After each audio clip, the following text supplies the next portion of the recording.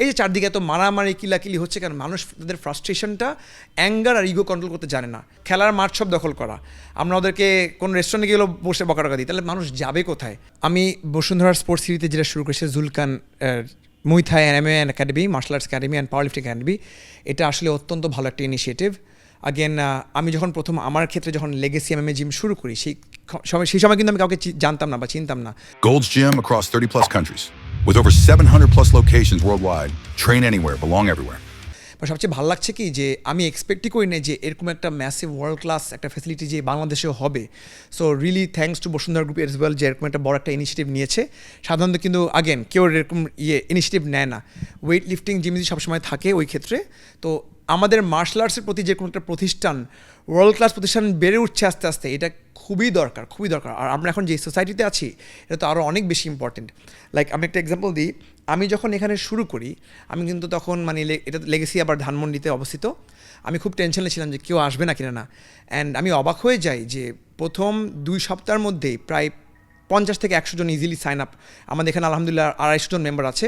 তো এত একটা ছোটো জিমে যে 250 জনের মতো ছেলে পেলে আসবে অ্যান্ড সবাই যে এত ডিস্টার্বড একটা মাইন্ডসেট নিয়ে এখানে আসে, আপনি অবাক হয়ে যাবেন। যেরকম জিনিসটা শুনতে একটু ভিউয়ার্সদের কাছে অবাক লাগতে পারে, এমন মানুষও আছে এখানে এসে বলে ভাই আমার তো ইচ্ছা কাউকে ছুরি দিয়ে আমি ঠ্যাক মেরে দিই, বা কেউ বলে ভাই আমার তো জয়েন করতে ইচ্ছা কেন, আমি কারো মাথা ফাটা দিতে ইচ্ছা করে।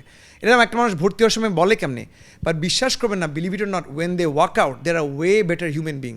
বিকজ রিয়ালিটি কি, বাই নেচার বাই বায়োলজি আমরা কিন্তু engineered for violence, we are human beings. এই যে চারদিকে এত মারামারি কিলাকিলি হচ্ছে, কারণ মানুষ তাদের ফ্রাস্ট্রেশনটা অ্যাঙ্গার আর ইগো কন্ট্রোল করতে জানে না। যখন একটা প্ল্যাটফর্ম একটা ফেসিলিটি দেওয়া হয় যেখানে তারা they can let out this frustration, ছেলে পেলে পড়াশোনা থেকে ফ্রাস্ট্রেটেড, ছেলে পেলে সারাদিন কোচিং করতে ফ্রাস্ট্রেটেড, আমরা ওদেরকে খেলার মাঠ সব দখল করা, আমরা ওদেরকে কোনো রেস্টুরেন্টে গেলেও বসে বকা টাকা দিই, তাহলে মানুষ যাবে কোথায়? ওয়েট লিফটিং আর কতক্ষণ করতে ভালো লাগে? এখানে এসে একটা লেজিট স্কিলসের শিখা হয় যেটা লাইফে হেল্প করতে পারে, কেউ না কাউকে সেলফ ডিফেন্স ইন তার লাইফেও বাঁচাতে পারে। সো দিনের শেষে সেটা লেগেসি হোক, জুলকান হোক, অন্যান্য যে জিমসগুলো আছে আমি যা জানি, এখানে আরও কয়েকজন জিমস আছে, যেমন আপনার কিংস কম্ব্যাট একাডেমি, হাবিজাম একাডেমি, ছোটো জিমস টুগেদার, ওরা যে একটা প্ল্যাটফর্ম দিচ্ছে মানুষকে যাওয়ার জন্য, শেখার জন্য, এটা as a nation we are doing everyone a favour and এটা খুবই দরকার। বিকজ একটা মানুষ যখন এটা শিখে আপনি দেখবেন তার একটা খুবই চেঞ্জ ইন্ডিভিজুয়াল হয়ে যায়। বিকজ বাংলাদেশে আপনি দেখেন আমাদের কিন্তু সামরিক বাহিনীগুলো ছাড়া, আর্মি বা আনসার বা নেভি বা এয়ারফোর্স ছাড়া আমাদের কিন্তু কোনো একটা ডিসিপ্লিনারি চেইন বা কমান্ড নাই যেখানে কেউ কোনো কিছু শিখতে পারে। এই জন্য ম্যাক্সিমাম সিভিলিয়ানরা কিন্তু এরকম আনরেস্টে থাকে, বা যারা এটা শিখে তারা দেখবেন কিন্তু তাদের প্রতি একটা ন্যাচারালি ডিসিপ্লিন চলে আসে। আর সবচেয়ে বেস্ট জিনিস অফ মার্শাল আর্টস হচ্ছে ফাংশনাল ফিটনেস, যেটা মার্শাল আর্টস শেখায়, যেটা কিন্তু আপনি অন্যান্য কোনো রকম ডিসিপ্লিন, সেটা ওয়েট লিফটিং বলেন বা আপনার বডি বিল্ডিং বলেন বা আপনি ক্যালিস্থেনিক্স বা যোগা দিয়ে বলেন, এটা অ্যাচিভ করা যায় না। বিকজ মার্শাল আর্টস কিন্তু ফাংশনাল ফিটনেস কি একটা বডির টোটাল কন্ট্রোল কিন্তু মার্শাল আর্টস শেখায়, মাইন্ড অ্যান্ড বডি কানেকশন, এটা কিন্তু সব জায়গায় পাওয়া যায় না।